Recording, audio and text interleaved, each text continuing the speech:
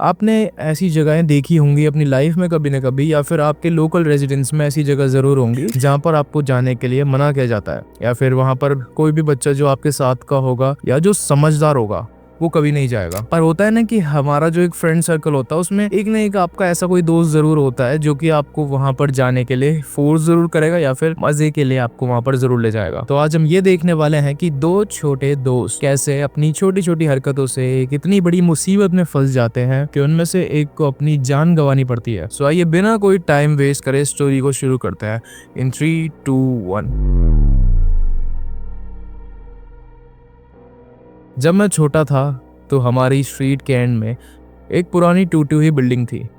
Area के सारे जो बच्चे थे उससे दूर रहा करते थे क्योंकि सबका मानना ये था कि वो हॉन्टेड बिल्डिंग है। उस बिल्डिंग की जो कंक्रीट वॉल्स थी वो बिल्कुल ही टूट चुकी थी और धीरे धीरे नीचे गिर रही थी, और जो विंडोज के शीशे होते हैं वो भी काफी हद तक वहां पर टूटे हुए थे और सारी ही जमीन पर बिखरे हुए थे। एक शाम की बात है जब मेरा दोस्त जेकब मुझसे कहता है कि चलो यार अपनी हिम्मत को ना आज हम टेस्ट करते हैं। हमारा जो सर्कल था वैसे भी उन सब बच्चों से बिल्कुल ही अलग था। वो सारे एडवेंचर से डरते थे, खतरनाक काम करने से डरते थे, जबकि मैं और मेरा दोस्त जो जेकब था वो बहुत ज्यादा एडवेंचरस थे एंड हमें ऐसी जगह पर जाने में बहुत मजा आता था। सो मैंने और मेरे बेस्ट फ्रेंड ने डिसाइड किया कि आज हम इस बिल्डिंग को एक्सप्लोर करेंगे। हमारा प्लान फिक्स होता है एंड रात के करेक्ट 12 बजे हम लोग उस घर में घुसने के लिए चले जाते हैं। उस घर के पीछे की तरफ एक विंडो थी जहाँ से हम लोग वहां पर अंदर घुस सकते थे। जेकब अपने साथ एक हैमर ला रखा था जिससे हम वहां पर उस विंडो को और तोड़ सके। जब हम वहां अंदर पहुंचे तो जेकब ने अपने बैग से हैमर निकाला, उस विंडो को पूरी तरीके से तोड़ दिया एंड देन हमने बिल्डिंग के अंदर घुसना शुरू करा। जब हम बिल्डिंग के अंदर घुसते हैं तो हम ये देखते हैं कि पूरी जगह एकदम ही गंदी सी थी और सारे ही वुडन फ्लोर पर एक मिट्टी की मोटी सी लेयर जम चुकी थी, जैसे कि वहां सालों से कोई आया ही ना हो। हमने अंदर कदम रखे और अंदर आते हुए हमारे काफी सारे कपड़े खराब हो चुके थे। हमने अपने कपड़ों को साफ किया, देन हमने ऊपर देखा और हम शॉक हो गए।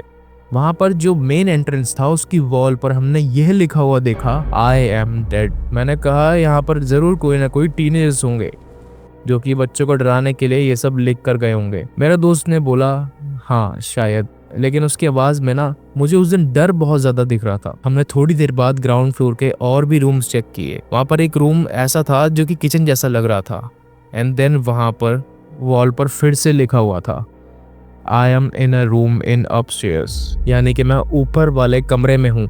ये देखकर जो जेकब था वो और भी ज्यादा डर गया। उसके बाद मैंने थोड़ी सी उसे हिम्मत दी एंड आगे जाकर हम सीढ़ियां चढ़ने लगे। मैं आगे था और मेरा जो दोस्त था जेकब वो मेरे पीछे खड़ा था। मुझे ज्यादा डर नहीं लग रहा था, बट मेरा जो दोस्त जेकब था वो काफी नर्वस रहता था। ऊपर पहुंचकर हम लेफ्ट साइड गए और धीरे धीरे हॉलवे में चले गए और वहां एंड पर ना एक दरवाजा था जिसमें यह लिखा था, you will find me in this room. इस चीज से डरने के बजाय न जाने क्यों मुझे इसे एक्सप्लोर करने में मजा आ रहा था। जैसा उस कमरे में लिखा था, you will find me in this room, Jacob ये सब देखकर आगे नहीं जाना चाहता था, पर मैंने उसे इंसिस्ट किया। मैंने उसे कहा कि चलो ना एक्सप्लोर करते हैं, आखिर तुम भी तो मुझे कह रहे थे कि चलो अपनी हम लोग यहाँ पर हिम्मत को टेस्ट करेंगे। सो अब क्या हुआ, क्या तुम अब आगे नहीं जाना चाहते? इसके बाद मैंने उस डोर को खोला और हम अंदर चले गए। जब हम अंदर गए तो हमने ये देखा कि रूम एकदम ही खाली है और उसी रूम के अंदर 2 और बंद कमरे हैं और वहां दोनों ही कमरों के ऊपर दीवार पर लिखा हुआ था, my head is on the left and my body is on the right, यानी कि जो मेरा सर है वो लेफ्ट वाले रूम में है और जो मेरी बॉडी है वो राइट वाले रूम में है। ये देखते ही जेकब बिल्कुल ही डर गया था और वहां से भागने लगा। मैंने उसे रोकने की बहुत ज्यादा कोशिश करी पर वो मेरा हाथ छुड़ाकर वहां से भाग गया, लेकिन मेरी क्यूरियोसिटी ना जाने क्यों मुझे वहां पर रोक रही थी एंड मैं आगे बढ़ा और मैंने ये डिसाइड किया कि आज मैं डर को फेस करूंगा। मैंने राइट वाला डोर खोला और वहां पर अंदर गया और रूम के अंदर जाते ही साइड में एक वॉल थी जहाँ पर छोटे छोटे लेटर्स में लिखा हुआ था, माई बॉडी इज अंडरनेथ। मैंने नीचे देखा तो फ्लोर बोर्ड्स पर भी लिखा हुआ था, my head is coming from the room behind you, यानी कि मेरा जो सर है वो दूसरे कमरे से तुम्हारे पीछे आ रहा है, पीछे मुड़ो। और तभी मुझे पीछे दरवाजा खुलने की आवाज आई जो कि बहुत ही तेज थी। मैं तुरंत ही मुड़ा। अचानक कुछ रूम में रोल होता हुआ आ रहा था एंड जब मैंने वहां पर देखा तो वो मेरे दोस्त का कटा हुआ सर था। उसकी आंखें सीधा मुझे देख रही थी। इसके बाद मैं बहुत जोर से चिल्लाया और वहां पर विंडो से कूद गया। मैं वहां से नीचे गिरा एंड मेरा हाथ भी टूट चुका था।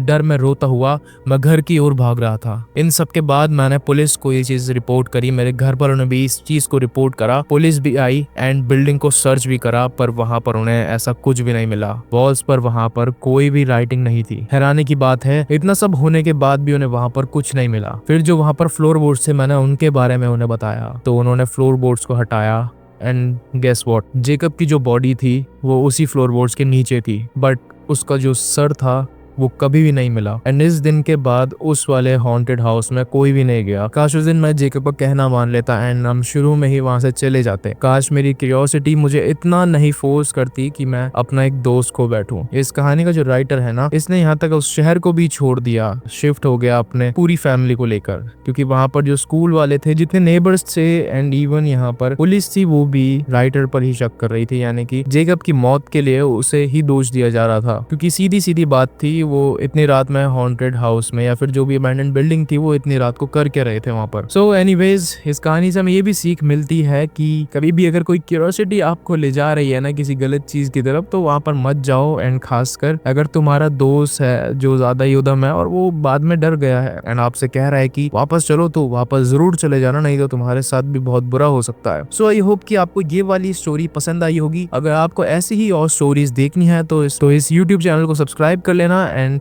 मिलते हैं आपसे नेक्स्ट वीडियो में। तब तक के लिए bye bye, take care and piece.